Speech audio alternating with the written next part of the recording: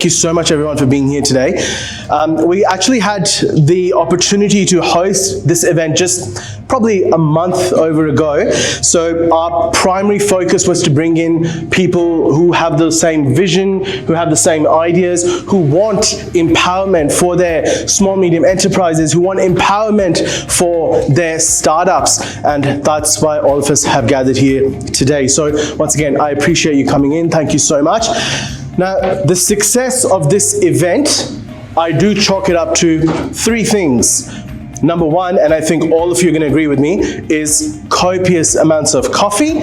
I'm sure we can all agree on that. Number two is artificial intelligence, AI, and we will have a chat about that in a bit. And number three, of course, the highlight for today, Timinator, who we will be bringing on stage in a bit. But first of all, I know the most important question of the day, even if you guys don't pay attention for the rest of my speech and presentation, that is completely okay. But I do know I want to get out the most important question of the day. Just want to answer that so you guys are okay. And the most important question of the day is, will there be food provided at the end of the summit? And that is a yes. So please don't worry, there will be food provided at the end of the summit. Don't worry about that. We will get to it when we come to it. For now though, I want to have a chat about artificial intelligence. What is it? It's a buzzword. Is it a fad? Is it just one of those things that are in season these days for the next 2-3 months and then you're never going to hear about it? What is it though? What is artificial intelligence?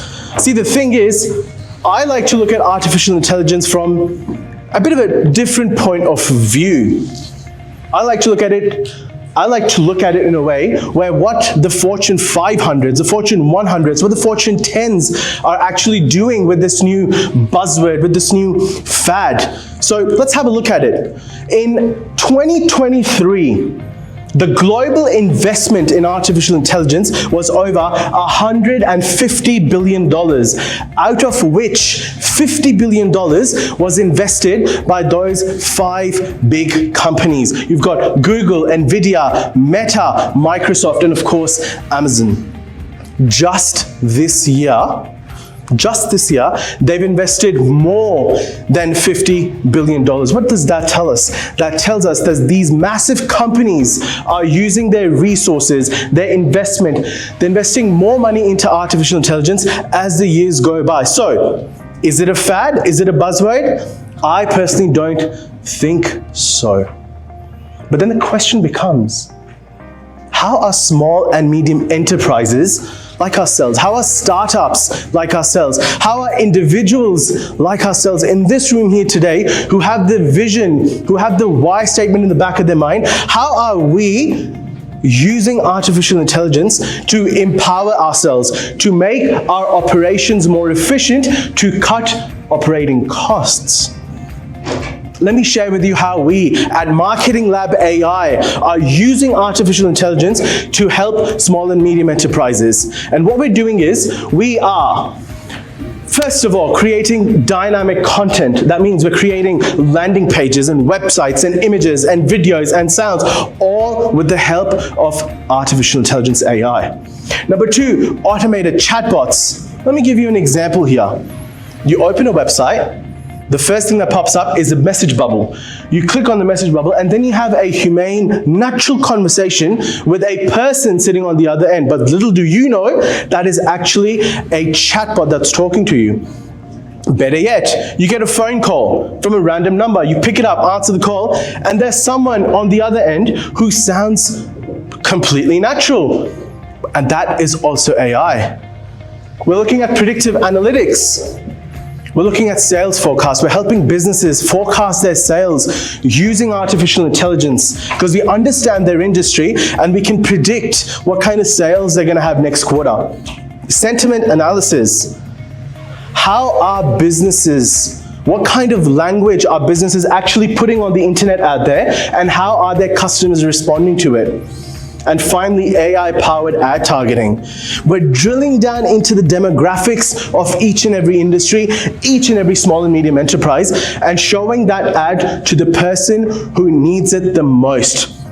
So when you're scrolling through Facebook or Instagram, you're looking at ads that you actually need and want. That is how we are using artificial intelligence at Marketing Lab AI. But that's not all. What I want to do here today is take a bit of a risk. Google had their AI talk or convention or whatever you want to call it, I believe 2 weeks ago. They did a demo on stage which didn't go too well. It just didn't work for them at all. They tried it a few times, the internet wasn't working, I'm not too sure, but they weren't able to pull it off. What we're going to do here today is we're going to do a live demo of AI and what its capability is and how we are actually leveraging it to empower mavericks, pioneers, and visionaries like yourself.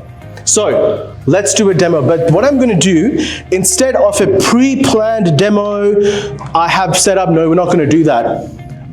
What I'm going to do is I'm actually going to ask for you guys to give me an industry that we want to work with, and we're going to build it up from there. So we're going to imagine a random company, and we're going to start building the marketing for that. So first thing, what we're going to do is we are going to create, now this is one of the models that we've made. We've got 3 different models on here today on showcase for you, and don't worry, as I'm working with them, I will be talking a bit more about them as well, so you can follow along with me for the journey. First thing, what I'm going to do is I am going to ask my model that I want to create a new business language for a new random company I'm creating. So my model asks me, what kind of industry are we looking at? What kind of audience are we targeting? What kind of tone and style and all of these things do you want? So let me open up to the floor here. What do you think? What industry should we target? Go, just shout it out, go for it. People with disability. People with disability, fantastic. So people with disability. Ignore my spelling mistakes for now. The AI model is smart enough to figure out when I'm typing too quick or when I'm being over efficient, it just ignores that. Audience, what audience are we targeting with our new industry? Could be anything. Be as creative as you want, be as out there as you want, be as crazy as you want. Go for it. Rural. Sorry? Remote and rural. That's fine. Remote and rural. That's the kind of audience we're targeting. What kind of tone do we want to have? A formal, casual? What kind of tone are we going for? Caring. Fantastic. Caring it is. Number 4, voice. What kind of voice do we want? Do we want an energetic, an authoritative, a casual? What kind of voice are we going for here? Empathetic. Empathetic is the one. Fantastic. Number 5. Style. What kind of style are we going for here? A technical one? Do we want to cater to, with the business language that we're creating, when we're putting out social media posts and everything, do we want a casual tone? Do we want, what kind of style are we going for here? What do you guys think? Natural. Natural it is. Easy as. All right, number 6, brand. What kind of brand are we going for? If we're creating a company or a startup or an SME that caters to people with disability, what kind of brand is it? Is it a luxury brand, an affordable brand, an eco-friendly brand? What kind of brand would it be though? All-round brand. If we're going around rural, it should be country. Yeah, so I reckon affordable would be the way to go here. Not-for-profit. A not-for-profit, that's a good one. Affordable, and I'll just write non-profit here as well. Number 7, product. So product, of course, we're giving rehabilitation, so that's a pretty much straightforward. I'll write that there. And number 8, platform. I'm going to write online for this. And the reason for that is I want us to create a business language that can be used on your websites, on your social media. Everywhere you go, we can use that content. So online would be the way to go here. Once I've given that information, what you're going to see is it's going to start making all of that content. It's taken all that information, and what it's doing is it's creating that model for me. If I ask for a very basic, let's say I ask, thank you for making that now, give me an Instagram caption. It's going to give me a caption as well, using the same language that I have fed into it. right? And once you look at it, living in remote, whatever it is, living in remote shouldn't mean limited access to quality rehabilitation care, so on and so forth. So you would have spent 15, 20 minutes on trying to come up with a caption